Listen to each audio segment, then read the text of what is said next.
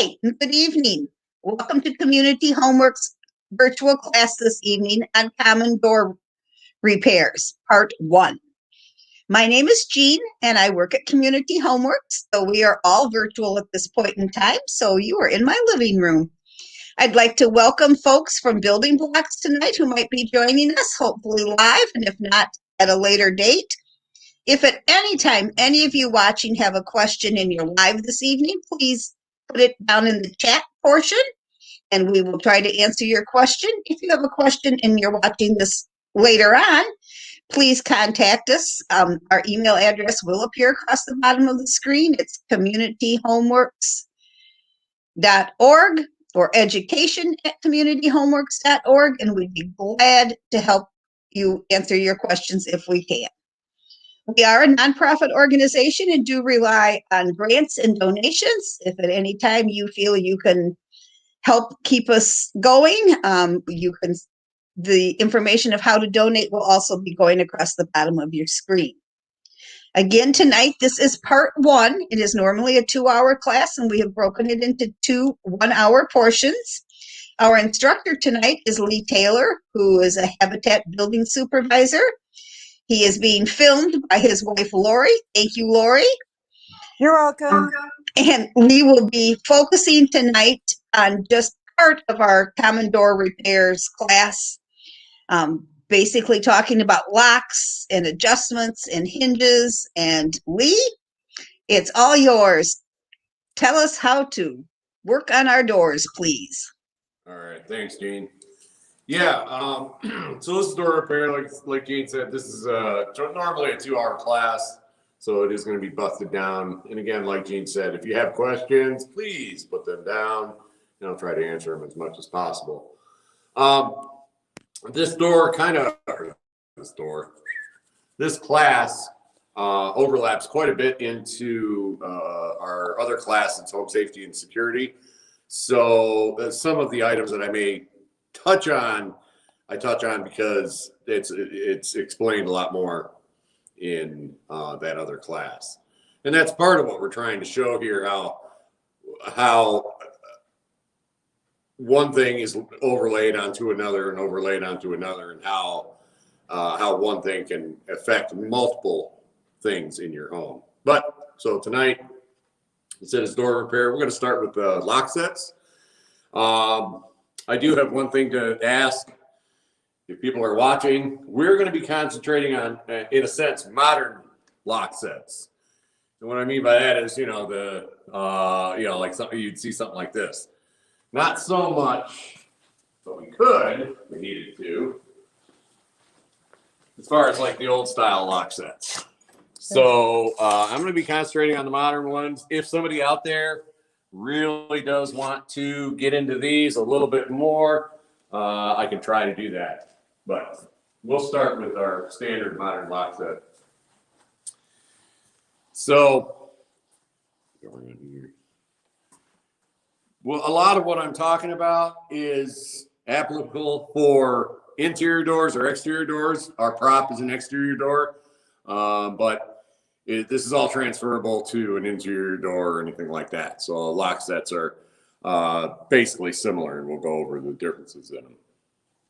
So, as far as lock sets go, you have your standard handle. There's a lock. This is the inside of the door. And then you have your deadbolt lock here. So, I'll open this garage door. There it goes. So with your lock set, there's usually a couple reasons why you would change it. Most often, the part of the reason why somebody would want to change it is they'd want it rekeyed or something along that line. If you want to have, let's say you have a different key for your deadbolt than you do for your handle lock, you could pick one of these to take down to a locksmith shop somewhere near you and give them the key that they can rekey it to a specific key that you have. So that is one way. Some people, when they buy these, they bought them separately, and you have 2 separate keys, and it's kind of a pain. On that note, if you're if you're just wanting to totally switch it out and you're buying a lock set, you can buy them. You know, this is just one example, but let's say you're buying a set like this. Generally, these are going to be keyed the same. If you have multiple doors, what you can do is you can look and at a lot of the box stores, you can look and get like a name brand, and somewhere on it is going to be a code, something like this. And what you do is you kind of dig through, and let's say you need 3 lock sets and you want them all keyed the same, you just match up the key codes. And that's a real easy way to do it. You don't necessarily need to take it up to the service desk and have them rekey it in the store. They can do that. Usually costs like $5 or something like that, when it's a little bit easier just to go on the shelf and kind of rat through the style that you want and see if you can find those exact 3 like key codes. And then you have all 3 sets or however many sets keyed the same. And like I said, the other way to do it is, like I said, taking it down to a locksmith. Are there some brands of lock sets that are better than others? Oh yes. And see, this is one of these where it's getting into a little bit of the home safety and security. Let me get through some of this stuff and I'll talk about that. I'll say this as a general rule, I don't like the store brands for security purposes. A lot of times they're less expensive, and that shows in the quality and the durability of that lock. And that's probably the best way to say it. I'm not saying all store brands are necessarily that way. Generally I can find a decent lock set that's, good and secure. And it's depending on, the style and all that sort of stuff. If it's just a basic, handle like this and lock set or deadbolt, they're around $50 to $60. So, buying a decent quality one doesn't really cost that much extra versus like a store brand, maybe $30. So you're looking at, 20 extra bucks.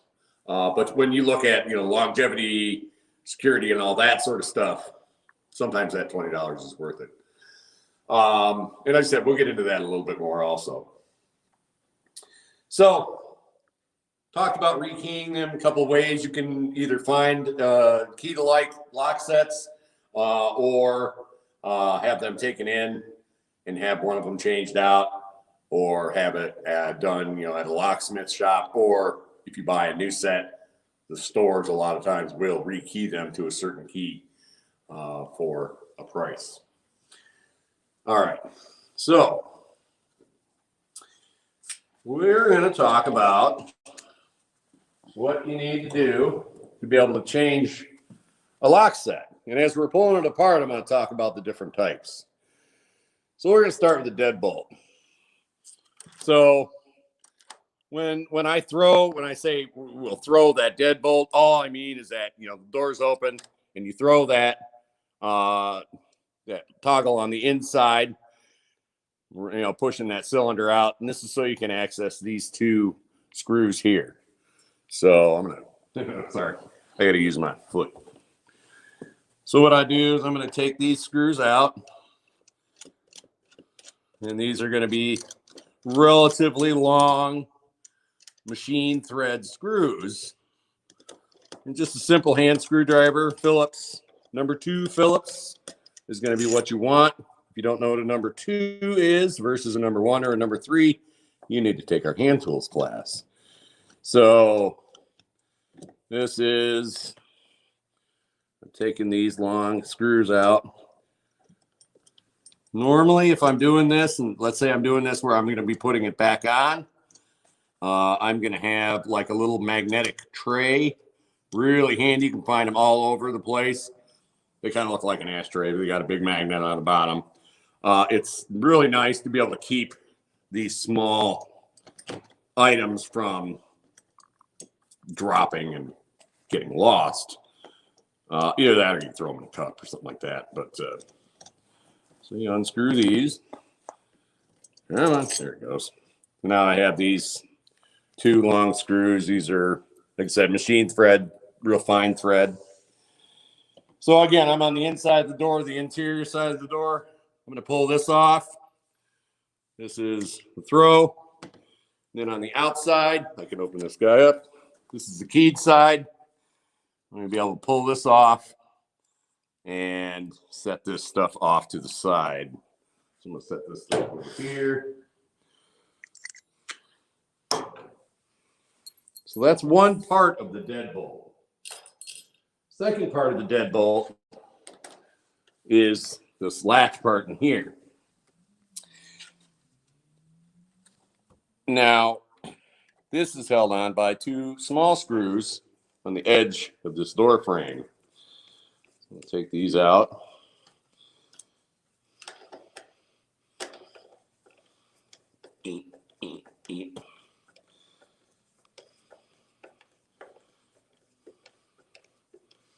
And it's better to do this unless you're really skilled with a power tool or a drill driver or something like that. Do it by hand. You can strip out these screws easily or the heads. So like I said, unless you're really proficient on operating that screw gun, do it by hand. It's going to save you a lot of hassle. This pulls right out just like this. All right. Now, I'm going to do a little close up on this. So what this is the throw right here. This, basically throws it, and you can see what it's doing is it's turning this. All right. Sometimes what happens is that this part actually wears out. So, let's say it doesn't want to turn real easily, or, it only partially throws. And what I mean by that is you turn the knob and it only throws out like that much, right? It's not a full. Put it up against the door. It's not a full throw. It may be a partial, or it's just not doing something right. Like I said, this part has a tendency to kind of fail over time. Does that mean you need a whole new lock set? No. You can go to the store and buy one of these. The main thing is that you want to take your old one down to the store and match them up. Does it have to be the same brand? Not necessarily. Boy, it basically boils down to, how this looks. This little part right here and a few other things. And most of the time you can find it. And that's part of the reason I talk about buying something that's a little more of a name brand. They're going to have those aftermarket or repair parts a little bit easier to find, no matter where you're at. So, that's kind of why I have a tendency to stay with some of the bigger brands. There's repairs out there that you're going to have to do over time. So when I'm looking at this, so let's say I go buy a new one. All right. It's going to ask a question as far as what's called setback. All right. And what that means is the setback is when I put this in and I seat it in there, see how this is just touching this curve right here? It's kind of hard to see. Come to this angle. See how it's just touching right here? Versus, see if I can do this.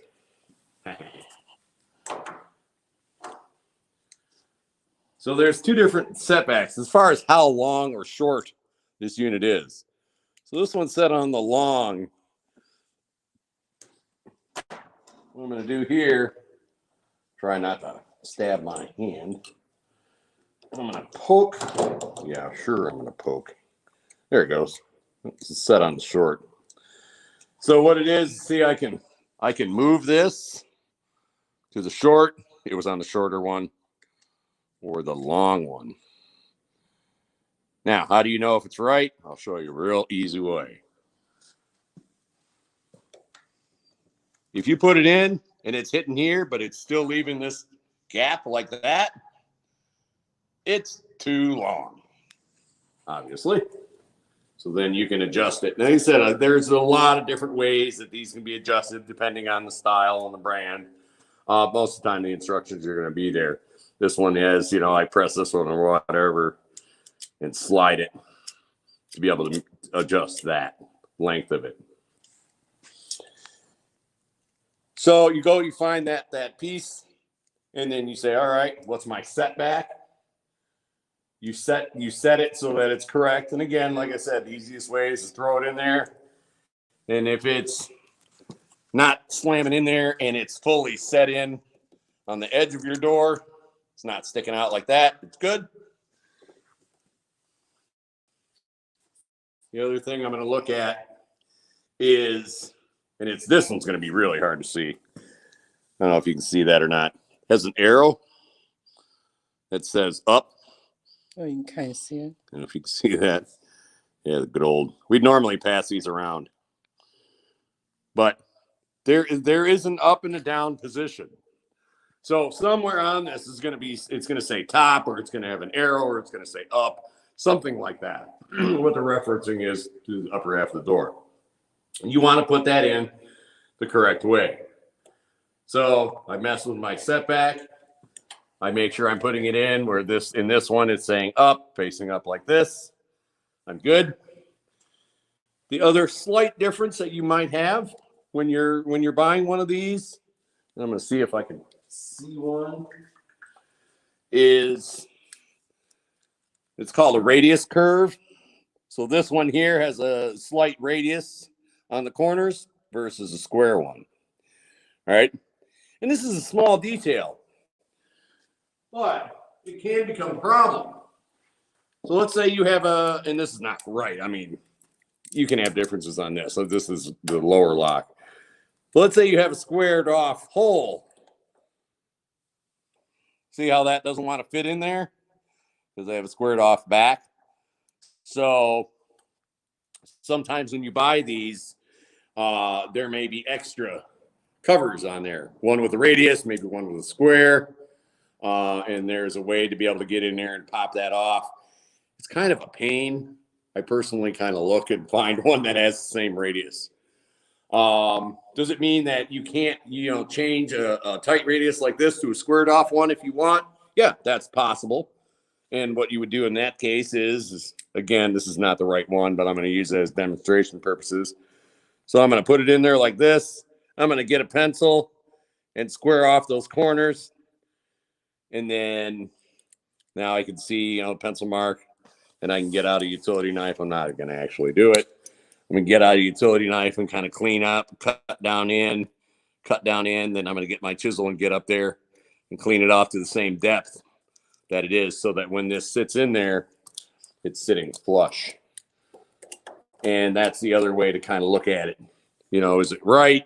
If this plate is sticking out proud of the edge of the door, it's not right. If it's flush, it's right. If it's just a hair in, it's right. It's good. So that's kind of a way to think of that. So when I get my new one, or I get my new part, this is the first thing I'm going to do. I'm going to put this in. You notice how sometimes this can rock a little bit? Definitely can rock if I do that. See how this can rock a little bit like this? Or they sometimes have a little slop in them, a little play. Well, I'm going to put my screws in and secure this down. And the door is going to want to be flopping all over. I brace with my foot like that. We're kind of lean into it a little bit. Normally the door is not trying to roll away. I'm going to go like this. Screw that right in. Snug it down. If that screw is stripped for some reason, there are tricks you can do. You can get a toothpick or something like that and put it in there. If that screw just wants to keep turning and turning and turning, what you can do is a couple toothpicks, or a golf tee, or if you have a shim laying around, you cut off a couple of pieces of wood, dip them in some wood glue, put it in there, let it sit for a couple minutes, cut it off, and then that gives enough bite to be able to make that screw so it's less, so it's not stripped out anymore, and it's actually going to hold. And that's part of the reason I say don't use power tools unless you're really good at them, because it's very easy to over torque those and spin that So, Sorry. good old technology. You can find us anywhere. So I snug that up. All right. Then what I do is I get my new one or the old one, doesn't really matter. I like to put, so you have an outside and an inside, or a keyed side and a throw side. I personally like to put the key side in first. This is important. So with this one, you can see there's a brand stamped on here. So when I'm putting that in, I want that brand or the whatever readable part it is to be facing up. There's a reason for that. And I'm going to throw this.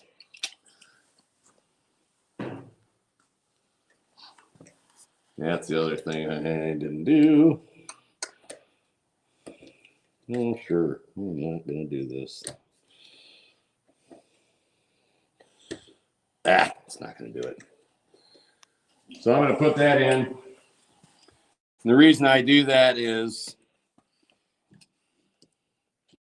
and what it's going to do, so you have this flat part. It's going to sit right in there like that. And then the reason I do that is because you have this metal piece. I can take my hands off of it, and it's not wanting to fall out. Sometimes they have a piece in here that's going to click hard into this door. So if you have one of those, sometimes what you have to do is push this on, it will kind of snap on. Again, it kind of depends on the brand. But see, with this, I can take my hands off. It's going to flop out a little bit, but it's not bad. I make sure it's facing upright, and I'll show you why that's the case here in a minute. Then what I'm going to do is I look at my throw side, the interior side, and I have it facing horizontally. I slip that on just like this. And then what I'm going to do is I'm going to do a quick check. And it's being grouchy already.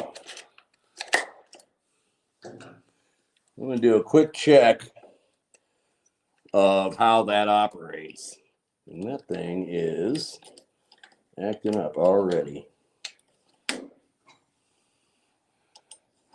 And this is kind of what I'm talking about, that sometimes these off brands can get a little squirrely. Yep, that's jamming up there good. Yeah, see, there's a good example of that inside piece going off now. You see, it doesn't want to close all the way, and it's really grouchy to put in.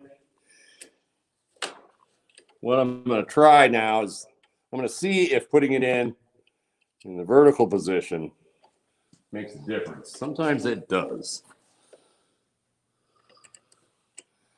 And sometimes, remember I was talking about this thing wants to rock a little bit? Sometimes that's enough to make it not want to operate quite right. Come on, you grab your thing.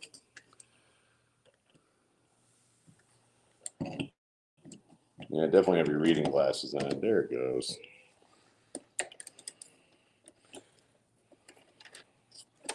Nope.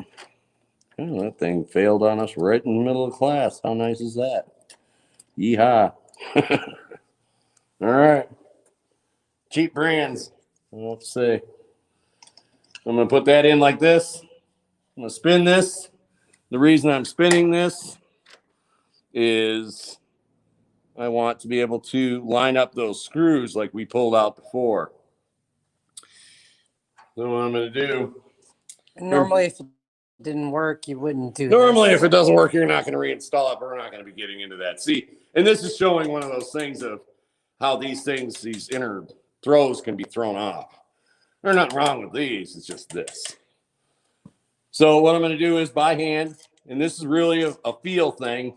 I'm kind of going in there, and I can feel it threading in a little bit. I'm going to do a little bit of turn. I'm going to feel it catch. Remember I said they're machine thread? And what I mean by machine thread is that it's a fine thread. very easily stripped or cross-threaded. This is why you do it by hand. And you notice when I'm turning this, I'm doing it with 2 fingers. If you're having to grab it and if something's wrong, you need to stop. So that's why I say a little 2-finger turn, and it should be able to go in there no problem.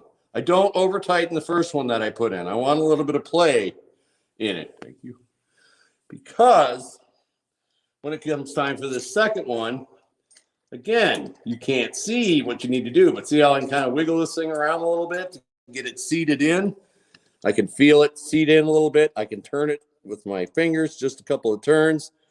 I give it a slight pull. I feel that it's caught in there.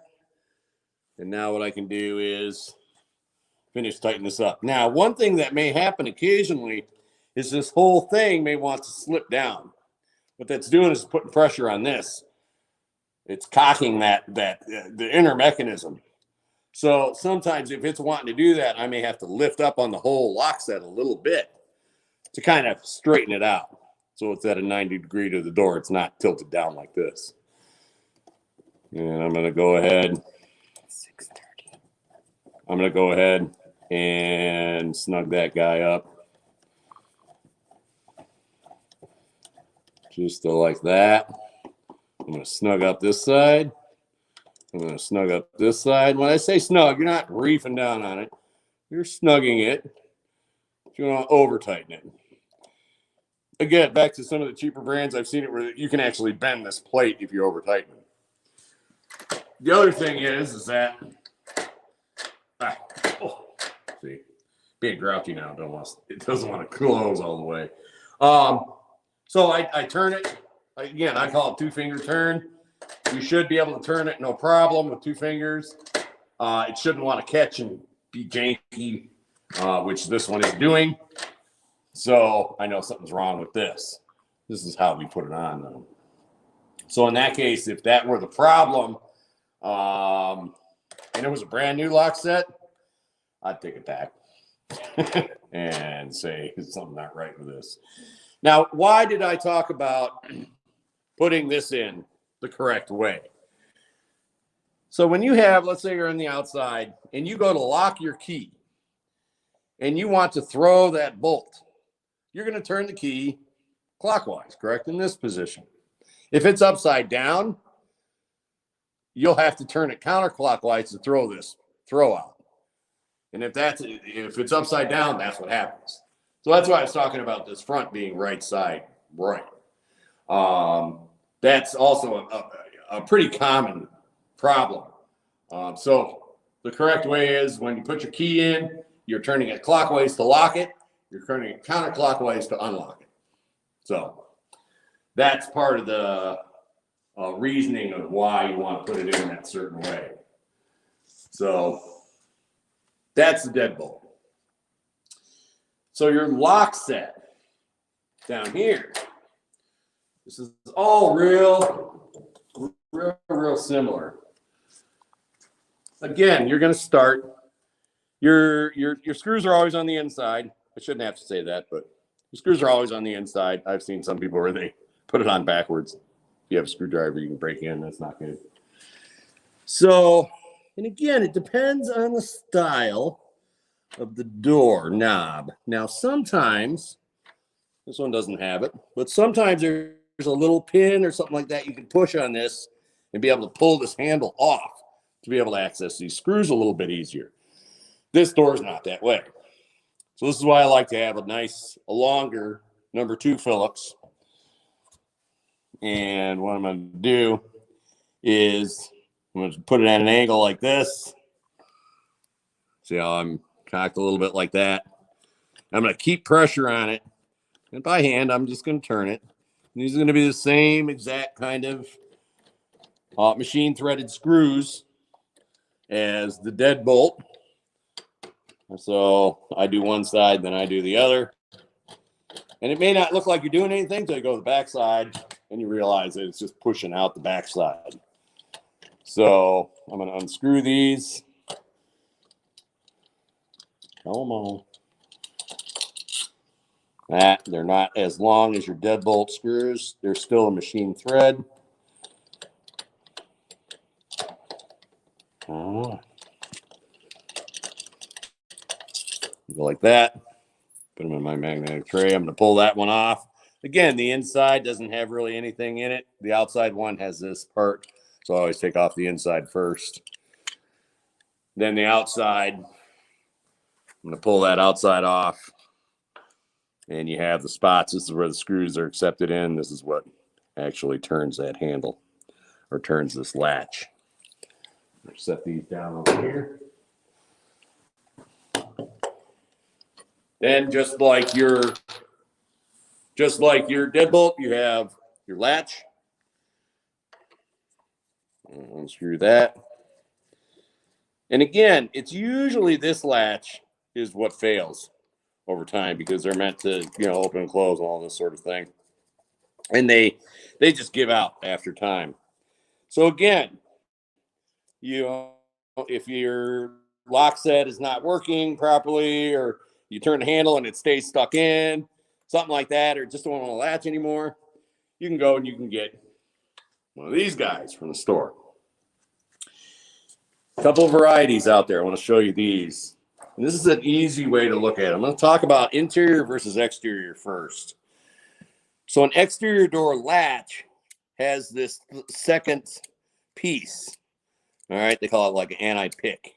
Versus this is an interior, does not have that. So that's how you tell whether it's an interior or an exterior, inside door or outside door. It has that second piece. So that's one of the first things. Second thing you want to look at is what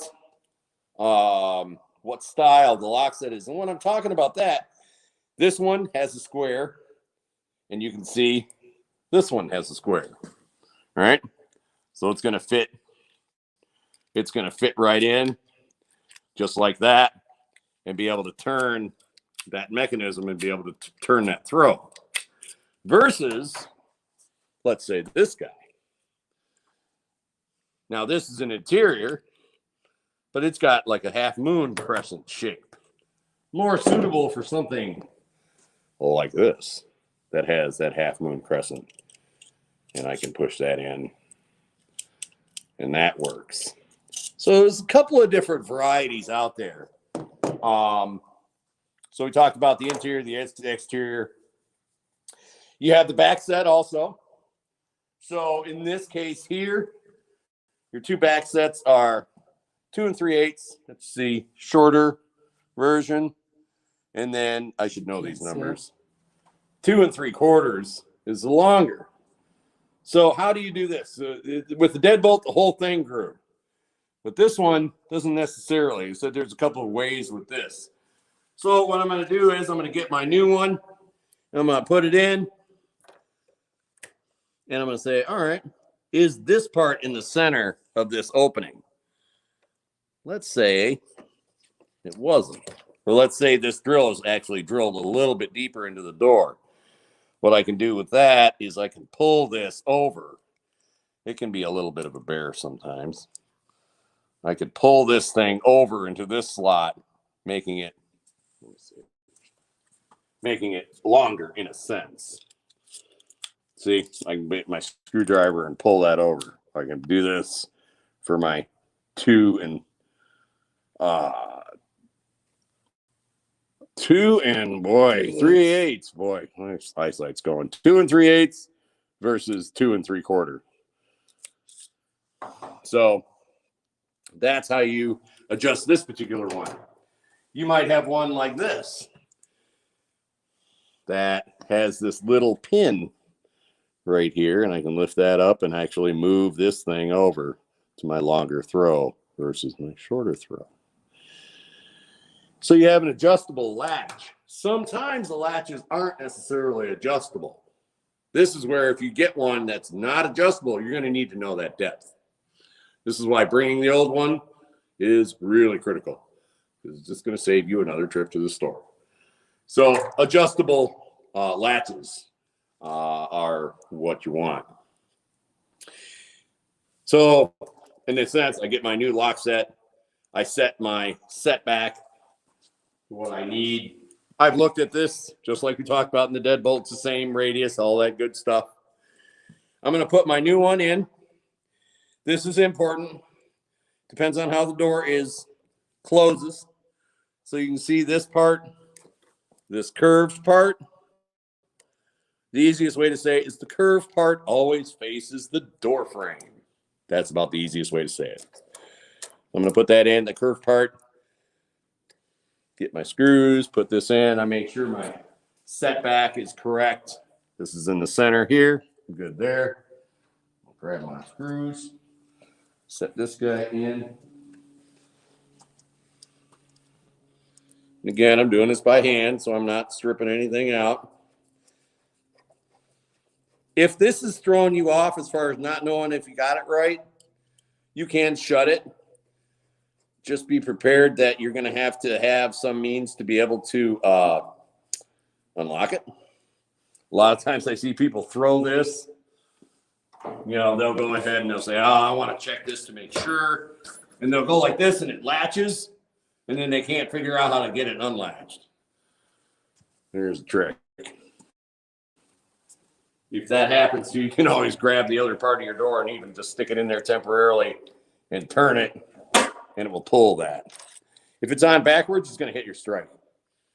It's just going to bang into it and not close all the way. So I know my strike's on right. I'm going to get the exterior of it. So, if you look at these exterior keys, you're going to have, in a sense, a bottom of the key and a top. I like to put the bottom on the bottom. So when I'm putting that in, I'm going to line it up like this and slip these through. And again, I like to put the outside on first because it has all these pieces. I can take my hands off of it and not try to hold it with my third arm. So I'm going to put that on. Then what I'm doing is, like I said, if you have means to be able to take off this handle and slip it off, do that. It makes life a lot easier.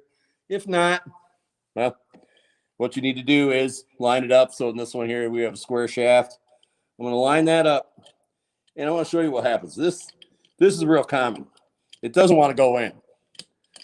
Sometimes what you need to do is fiddle with it, jiggle with it, or throw this a little bit, and it will catch. Because this flat metal piece is actually inside going into this, making it so it can turn, lock, or unlock, right? So I put this in. I may have to jiggle it. I may have to wiggle this. It goes in. Now I take my hands off of it. I'm going to get these so that they're parallel. I'm sorry, to a 90 degree on the edge of the door. Does that mean that they're all that way? No, sometimes they're that way. So sometimes they're vertical. Sometimes they're horizontal. This is where you just have to kind of take a mental image of what you have here, vertical or horizontal. And this one is a horizontal one. So I'm going to put this in. I'm going to get this close to horizontal. I'm going to get my screws and my screwdriver. What I'm going to do is these are a lot harder. So what I'm doing is, you can see how I'm kind of lifting this up a little bit because the whole lock set wants to sag down. And it's minor, but I can feel it. Again, your fingers are going to tell you a lot more than your eyes or anything. So I can feel that it's catching in there. Good. I like to personally get the outside one first. Kind of stabilizes this side. Then I can run this guy in. And again, it's a feel game. So I'm going like this. I feel it threading in. I give a little pull. Yep, it's caught. And now what I'm going to do is, again, if you have a nice lock set and you don't want to scratch up your side, trick you can do is put painter's tape or electrical tape on this so that you're not scraping up against the side of your knob. Or if you're confident, you can hold it away so you're not hitting it. And again, you can see how I'm just doing it lightly with 2 fingers. I'm holding it up a little bit to keep it squared off to the door, not letting that thing sag. I'm just going to snug that down a little bit. I'm going to come to this side. You can see what I'm doing here. I put my foot on one side and I put my knee on the other. This keeps it so that your door is not doing this sort of thing. And I'm going to tighten up this side now.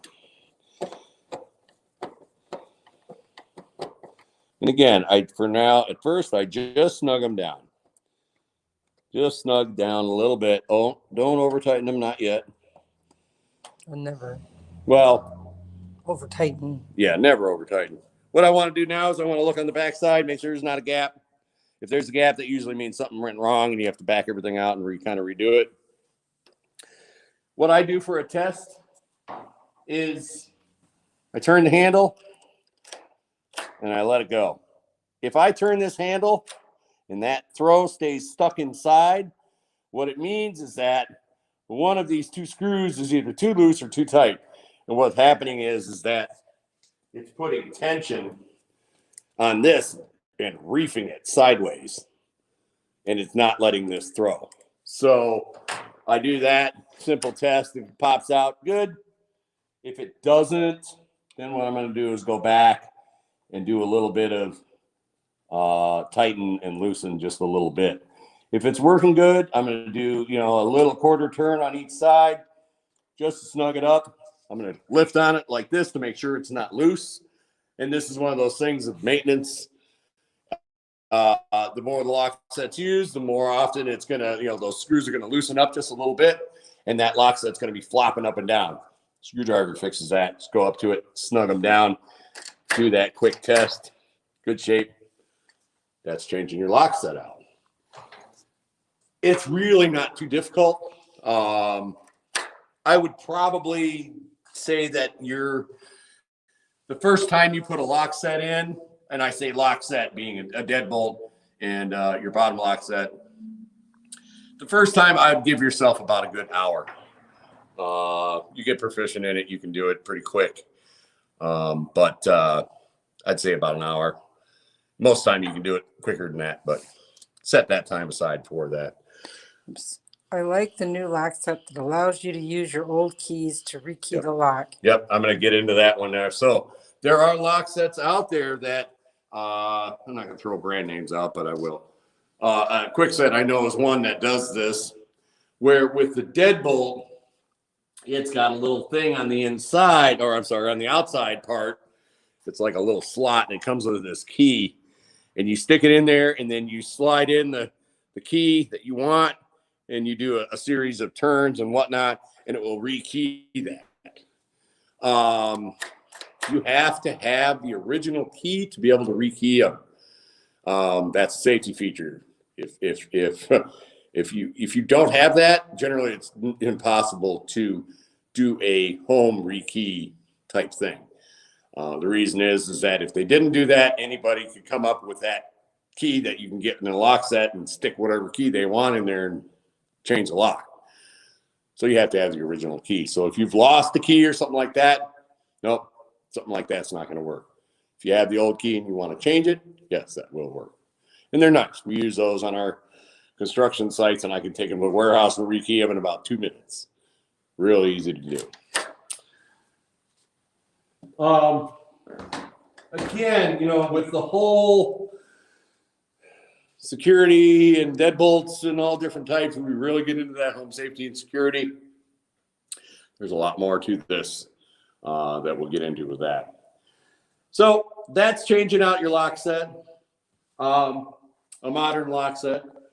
We're going to talk about one of the main problems. Can a homeowner add a deadbolt to a door that does not have one? Yes, you can. So that's a good question. So somebody was asking if you can install a deadbolt. So let's say you have just your bottom lock and you want to install a deadbolt. Fine. What you do is you're going to want to, let's say you buy a deadbolt, right? I'm not going to open this up, but let's say you buy a set. A lot of times in there's going to be like a paper, and what it's going to be is it's going to show, it's going to have the edge of the door. So you put the paper on there, line it up to the edge of your door. You fold it so it folds over, and you put some tape on it, and you do that on both sides. And then you have to have the correct size hole saw. That's, don't quote me on this. Yeah, I'm not even going to say. It's specifically for the lock sets, for the modern lock sets. And forgive me, I just can't remember the exact size. And then what you do is you drill through.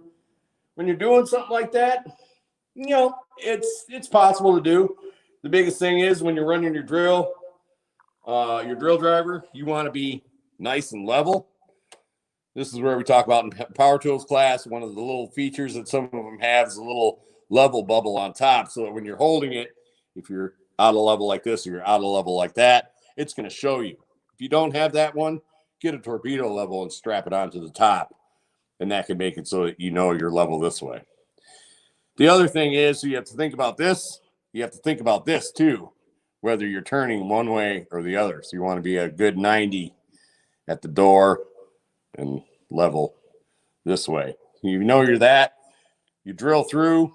That's going to make it so your lock set's not cockeyed this way or cockeyed sideways, Especially if you're doing with that paper. And then you have to drill your hole in for your latch and stuff. And that has to be level, and it has to be square onto the door. So this is what I'm talking about with the paper thing. It can make it a little bit difficult. You can rent or buy a relatively inexpensive, it's called a jig. And what this does, it's a metal or plastic, and it will slip right over the door. And it actually has an opening where it doesn't let you go up or down or left or right. It makes it so you're drilling something in nice and level and nice and square to the door. Usually if they'll have something like that, usually by the lock sets. So if you're having to drill in like a deadbolt, I would say go that route. It's about $20, but it's a lot better than messing it up and not being able to fix it and having to replace your door. So buy one of those jigs. And you never know when you might need it again, or somebody might need it. So yeah, I would use that to be able to do that. I want to talk about old age. So You're not that old. I'm not saying old me. You're older than me. Anyway, so what happens with time is that good old gravity takes over and the door sags. So on you have your hinge side and you have what's called your strike side. We have 10 minutes. We're good. What happens is that door sags down. And you can see with this one, it really does, because it's not really set in place. So what happens is that when you have your bottom lock, that lock or that latch, I'm gonna grab one. That latch may only want to engage way down here, and it doesn't want to fully engage, or it may be just partly engaged, where it's not going to be fully engaged in there. Let me get this strike. This is a better view, versus that where it's popped in. Because this should be right in the center of your latch right here. It shouldn't be down, right? And that's usually what's going to happen. Over time, this door is going to be sagging down this way, and this latch, in a sense, is going to drop. And you'll know if you have that because you may have it where all you need to do is bump the door a little bit, and it's going to pop open. Gust of wind comes along, pops open. You may have seen where some people try to fix that by dropping their plate. They just keep dropping their plate lower and lower, and you have all this gap up here. Yes, that is one way, but that's like the last resort in my eyes. What I'm going to do first is I'm going to see if I can adjust the door itself. So we talk about what's called a reveal. So a reveal is the gap on the strike side. Oops, sorry. That's like a heavy 1/8 of an inch gap and it's relatively consistent all the way down to the most part. A little bit wider on the top, but then I'm going to look at the reveal up here. All right. And what I'm noticing with this, what I'm noticing with this is that on this side, on the king side, it's really tight. Not much of a gap. And as I move along closer and closer to my strike side, the gap widens or gets bigger. That tells me that that door is sagged down. In a sense, throwing all this down. So what I'm going to do, I'm going to open my door up.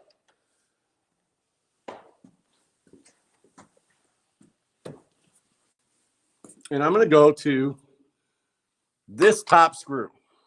All right. That's closest to the center of your door frame. This is your door frame. That's closest to the center. Why is that? So sometimes when these doors are installed, they generally give a screw that's about 2 to 2.5, 3 inches long. And what that is called, I call it an adjustment screw. Sometimes it's called something else. Let's step over here and look at something. So you have your framing. Pay no attention to all the electrical stuff, but you have your framing in your house, right? And when you put that door frame in, it's usually going to be half an inch to an inch away from your framing, to the edge of your frame. And I can show you over here. The edge of your frame, or the wood framing of your house, is going to be about an inch away from this or so, called the roof opening. And then this is your drywall side or plaster or whatever. So that's the reason we use this one that's closer to the middle, is that you want to, when you run that long screw in, you want to be able to grab that wood framing. So what I'm going to do is I'm going to get a good screw. Don't get a cheap screw. Get like a deck screw if you need to. I'm going to put that in. If there's a little one, a lot of times there's just a little teeny screw in here. I'm going to take that screw out. I'm going to put that long screw in. The reason you don't want a cheap screw is it can strip. You're really digging in. If there hasn't been a long screw in there, what you want to do is pre-drill. So what I do is get my drill bit and I make it so it's just a hair or a hair smaller than the body of the screw itself. And so I hold it up there and yep, it's a little bit smaller. And then sometimes I'll even knock back one size down from that. I'm going to screw in. What I'm really doing is putting the screw into that wood framing. Then what I do is run that screw in. If it's, a 2.5 to even a 3-inch screw, you're really going to hurt yourself trying to do it by hand. Sometimes you can, sometimes you can't. So I run that in. I may have to use what's called a drill driver. We were talking about that before. We talked about this in Power Tools class. We may want to use what's called an impact. There's a lot more oomph to be able to tighten that screw up.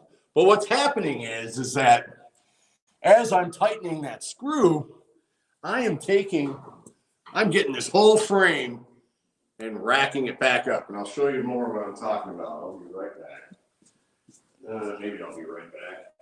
Do we have one here? Oh, yeah. So, come on this side here. I'll show you. So how do you know if your frame, in a sense, is out of whack or out of square? So I got a framing square right here. And I can put this up and see how that gap on the top? I think they can see. I have a gap right here. Tightens out to nothing. I can also go like this, and I can see the gap right here. And so what it's doing is it's pulling that frame back into square a little bit by pulling this whole frame this way. And what that does is it lifts this side up just a little bit. So some people will check it. They'll check it before. They'll say, man, it's really out of square. They'll tighten that screw up. They may throw that square back in there. Hey, it looks better. I'm going to close it. And I'm going to look at that and see if that reveal on the top has changed. You know, is it consistent? Is it less than it was? Does it actually latch?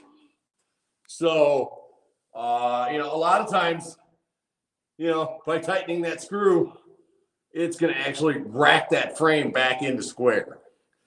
I'd say 8 times out of 10, that's going to take care of the problem. Because the same thing will happen on your deadbolt. You know, if you have a door that you're having to like lift up like this on to be able to throw your deadbolt, well, it's sagging down, right? So 8 times out of 10, that's going to be what you need to do to be able to deal with that issue. If for some reason that does not work and you really can't get any more adjustment out of it, there's other reasons of why that might be the problem, but Oh, I have a minute. all right. So if that doesn't work, that's when you're going to want to actually cut your strike plate and bring it down a little bit. Now, what that means is that you're going to have to not only cut your depth gauge, you know, your depth here, but you're also going to have to, so let's say if I got this and I dropped it down, have that much, I'm having to take that much out, but I'm also going to have to scarf out this part of the frame so that that throw can actually catch and engage in there. Some people drop it, you know, cut that out, latch it, put your new screws in. Great. Leave that gap on top. That doesn't bug some people, drives me crazy.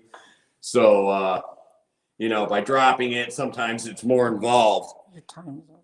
You have to patch the top and stuff. You can do the same thing also with your deadbolt if you need to, as far as dropping that down. But last resort. I think we're out of time. Anybody have questions? If you do, ask them now or ask them later, I guess. No? All right. Interaction and as other contestants. Good exit, right? Still on though. Oh. Hey, Gene. Picture. Hi. Hi. Put stuff back. It's up to you. It's 7 o'clock. If he's done, we're done. Thanks for joining us tonight, guys. I hope you learned something. And you can certainly still send questions to education@communityhomeworks.com. No, excuse me, .org. Again, education@communityhomeworks.org. We're glad you joined us, and please join us again next week, 6 o'clock, same place. I will be sending out reminders. Thanks for coming tonight.